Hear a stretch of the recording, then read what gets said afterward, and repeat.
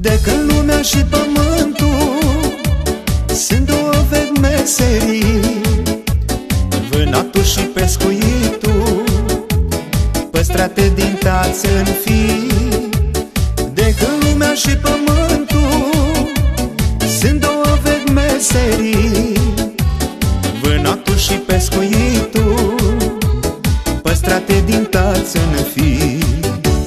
Vânătorii și pescarii, oameni norocoși, oameni mari și oameni simpli, dar și mincinoși. Vânătorii și pescarii, oameni norocoși, oameni mari și oameni simpli, dar și mincinoși.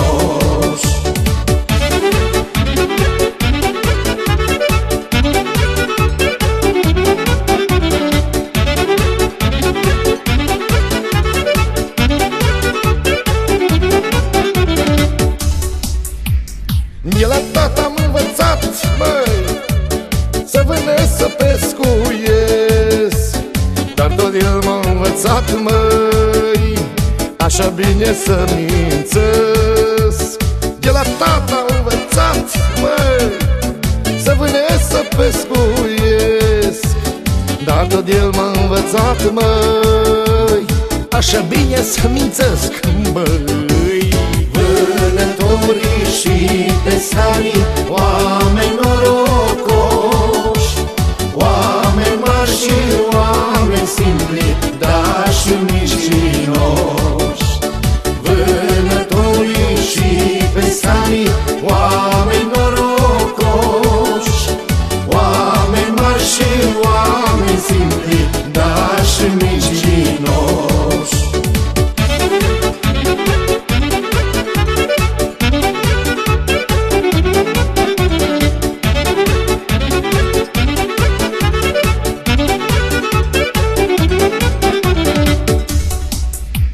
Să ferească Dumnezeu, măi, când pun eu mâna pe pușcă, fazani, șoareci, fier purtăt în pușcă, îl puș chiar și pădulău și mistrețul ghei în cușcă.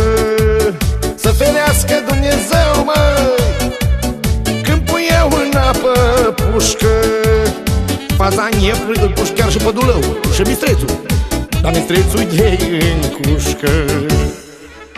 Auzi? Data viitoare, când o mergem noi acasă cu pește cumpărat de la supermarket, să ai grijă să nu pățesc ca mine, pentru că data trecută, atunci când am mers acasă cu somnul ăla de 7 kg 400, m-am lăudat cât m-a plimbat pe mine somnul și cât m-a dus și cât i-am lăsat eu o gută și cât am tras pe unde am intrat și nevastă mea curățându-l o zis: auzi mă, n-ai noroc, dar unde ai prins tu pește cu eticheta înăuntru, mă? Așa că ai grijă la minciună. Zi! Vânătorii și pescarii, oameni norocoși, oameni mari și oameni simpli, dar și mincinoși. Vânătorii și pescarii, oameni norocoși, oameni mari și oameni simpli, dar și mincinoși. Când dau eu cu băta-n baltă, nu mă încurc numai cu știucă, nu mă laud, o fac lată și la toți le fac în ciudă. Când dau eu cu băta-n baltă, nu mă încurc numai cu știucă, nu mă laud, o fac lată și la toți le fac în ciudă. Vânătorii și pescarii, oameni norocoși, oameni mari și oameni simpli, dar și mincinoși.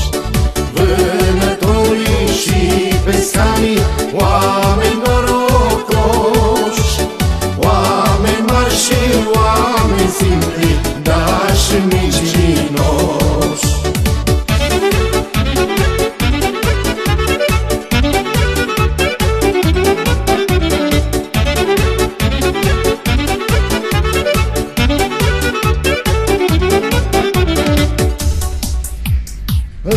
vânat și pescuit, măi, nu mă întreceți deloc. Ce să mai zic la mințit, măi, eu mi-e primul de pe glob. La vânat și pescuit, măi, nu mă întreceți deloc. Ce să mai zic de mințit, măi, eu mi-e primul de pe glob. Vânătorii și pescarii, oameni norocoși, oameni mari și oameni simpli, dar și mincinoși. Vânătorii și pescarii, oameni norocoși, oameni mari și oameni simpli, dar și mincinoși. Mă, eu am prins un pește, nu vă vine să credeți, nici mie n-așa s-a întâmplat. Și am zis că îl învăț să trăiască fără apă. L-am prins, l-am dus acasă, l-am băgat într-un borcănel și noaptea când se culca, cu furtunul, îi scoteam apa. Dimineața înainte să trezească, eu puneam înapoi. Noaptea, dimineața, noaptea, dimineața, tot așa, mai puțin, până când într-o zi nu i-a mai trebuit apă deloc. Mă vinea după mine până casă ca și câinele. I-am pus nume Ghidei, ca așa mai călătoare, nu putea în bronșichile alea lui. Și vine pe fiaflă până casă. Vine încolo, vine de rupe pământul, așa răspundea exact. Michael trimitea și după oi, dar nu putea să alege foarte bine. Într-o zi mă duc la pescuit cu Grivei după mine. Grivei e peștele, știi? Mă duc, mă, și ca să ajung la locul de unde l-am prins pe el, că acolo erau cu mei de pescuit, trebuia să trec o punte. Bă, Grive vinea după mine pe punte, Grive peștele, zic. Și n-am fost atent, n-ai de capul meu, bă, oameni buni. Nu era o scândură în punte, optica peștele în apă și-o murit înnecat. Nu vă vine să crede, nici mie, dar și s-a întâmplat. Și am cred că se tătânea cu ea.